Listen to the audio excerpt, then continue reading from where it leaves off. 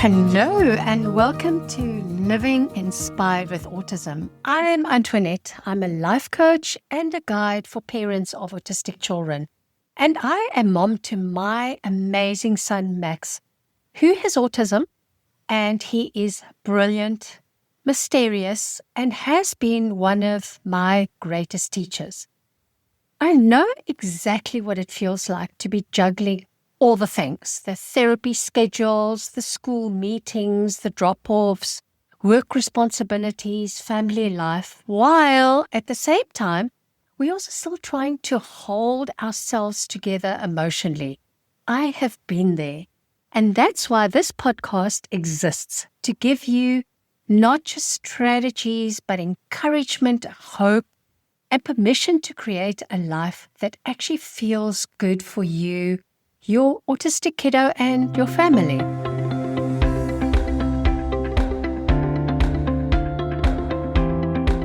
Today's episode might stretch you a little bit because we're going to be talking about a belief that so many autism parents carry. And that is, if I just push harder, if I just do more therapies, if I just do more ... and stay strong, our family will finally thrive. Does this or something similar sound familiar? Well, we're going to break that belief down today. We're going to look at what's really going on when we overload our families with therapies and why it doesn't always work. And most importantly, what to focus on instead if you truly want your child and your family to thrive.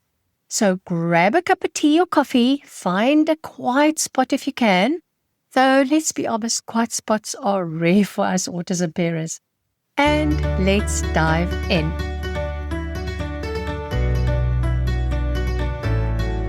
When Max was younger, I thought that therapy was the golden ticket, the salvation, if you will. Every professional also told me, get as much therapy as possible. Early intervention is everything. Don't miss the window. And what I heard was rush, fix, don't fall behind. And of course, I believed them. I packed our schedules full. We had speech therapy, occupational therapy, ABA, horse therapy, you name it, we were doing it. We ran. And on top of that, I was feeling guilty that I may be missing something, and also because I was just too damn tired to try and do anything at home. Dinner became that missed chance to practice language. Playtime became a missed chance to practice skills. Even bedtime, when all I wanted to do was cuddle my little boy, I felt guilty because I felt that I should be doing something meaningful with him. And maybe you can relate. Maybe you're in that place now where your week is just one big therapy loop and you are running from one appointment to the next like a little hamster on a wheel. Now, at first, it feels like you're doing something, like you're being proactive, like you're giving your child every chance possible. But over time, it starts to feel different. You're exhausted. Your kiddo is exhausted. And sometimes you're not even sure that all of this effort is really helping.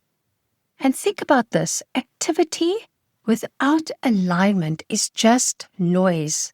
It's not music. Therapy without coherence is mechanism, not meaning.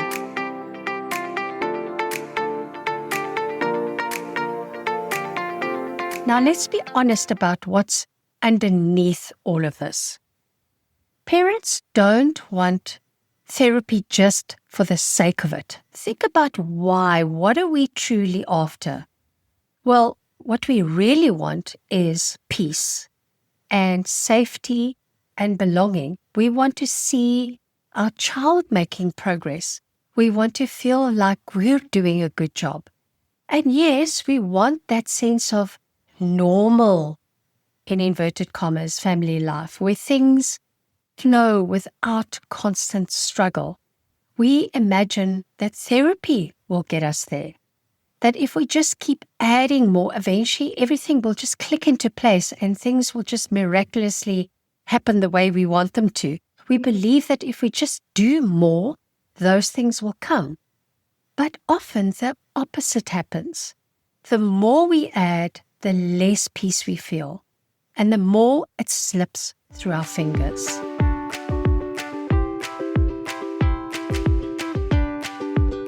More therapy doesn't automatically mean more progress. Progress doesn't come from piling on. Progress comes from the right environment, the right support, and most importantly, the right energy in your home. I've seen kiddos make progress in therapy on paper. So they learn to sit still, they follow commands, they check the boxes, but at home, they're not doing that. They're melting down, they're shutting down, or they're pulling away. And why is that? Because compliance isn't the same as connection. Our kiddos, our children, are not machines. And stillness is not failure. It's actually just restoring the energy field in your home. And parents, well, we get worn down. We are not machines either. And burnout sneaks in very slowly because we skip meals, we're running on coffee, we're never stopping to breathe because we're on all the time. And you start to resent the constant push. And before you know it, there is no joy. The joy is gone. Now think about it. If every single interaction with your child is about correcting and teaching or redirecting, where's the space for laughter? For the silliness? Because our autistic kiddies love silliness. For simply just being together. If anything, therapy should be tuned into your kiddos' wavelength, not them into this system schedule.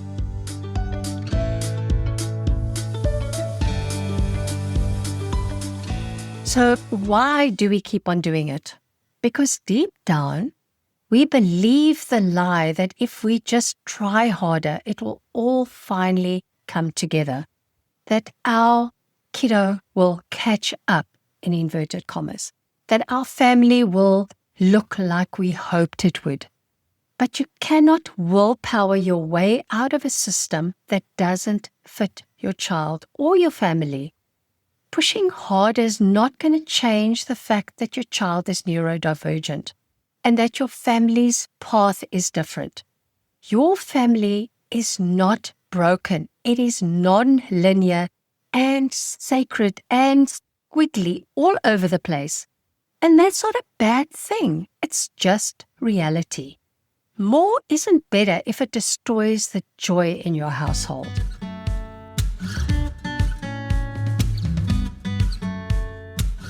So, if more therapy isn't the answer, what is? What you really need is to look at things differently. Progress is not measured in sessions completed or sitting still or doing the whole time. It is measured in alignment. It's measured in laughter and fun. At rest for you as a parent, a family system that allows for growth but also connection, and rhythms that support learning but also play.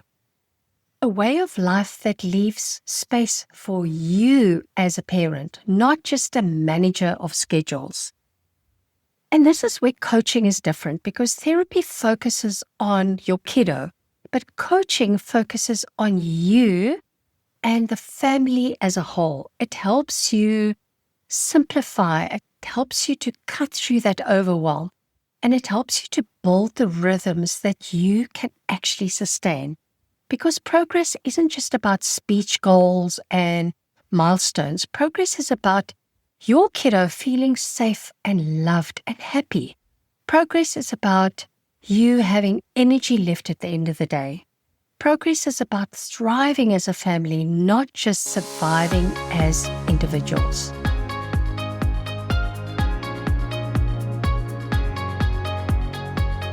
And I learned this the hard way. When I first packed Max's schedule, I thought I was doing the best thing for him. But the more we did, the more I noticed something. He was shutting down. He didn't want to go. He didn't want to do the activities. His tics became really pronounced. And sometimes we'd get to a therapy and he would tell me, actually didn't want to do it. It's like, no, mama, no. And I started to feel like the bad guy all the time, dragging him into these sessions, redirecting him at home, and never just enjoying the moment with him. And one night, after yet another meltdown, and I'm talking about my meltdown, because he didn't want to do what I wanted him to do, I just sat on the floor and thought to myself, this cannot be it. This cannot be what our life is supposed to look like. This is not who we are. And that's when I started just stopping and stripping things back. I stopped pushing. And we cut some things that he didn't like, some therapies he didn't like. We brought in more unstructured time. And we also made space for a bit of fun again. And guess what? Max didn't stop progressing. In fact, he blossomed because he was calmer, he became calmer, and he started laughing more.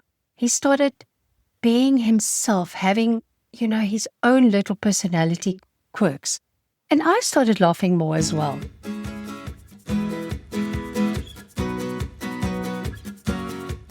So what can you do if you're feeling stuck on this therapy to-do treadmill? Here are 3 simple shifts to try. Firstly, audit your schedule. Ask yourself, what are we doing because it truly helps? And what are we doing because we're afraid to stop? So what is working and what isn't working?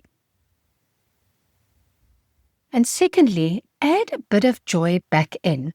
Choose one time of the day that's sacred for connection, even if it's for just 5 minutes. Laughter, cuddles, tickling, silence, no correction, no goals, nothing, just being. And thirdly, care for yourself. Pick one small act of self-care this week, even if it's just again for 5 minutes, because you cannot pour from an empty cup, and your kiddo needs the best version of you. Remember, sometimes thriving isn't about adding more things. It's about subtracting what no longer serves you or your kiddo or your family. So as we close today, I want you to sit with this question. What would change if I believed that less could actually be more? What would change if I believed that less could actually be more? Your family deserves peace. You deserve joy. And your kiddo deserves a parent who is not just surviving, but thriving alongside of him.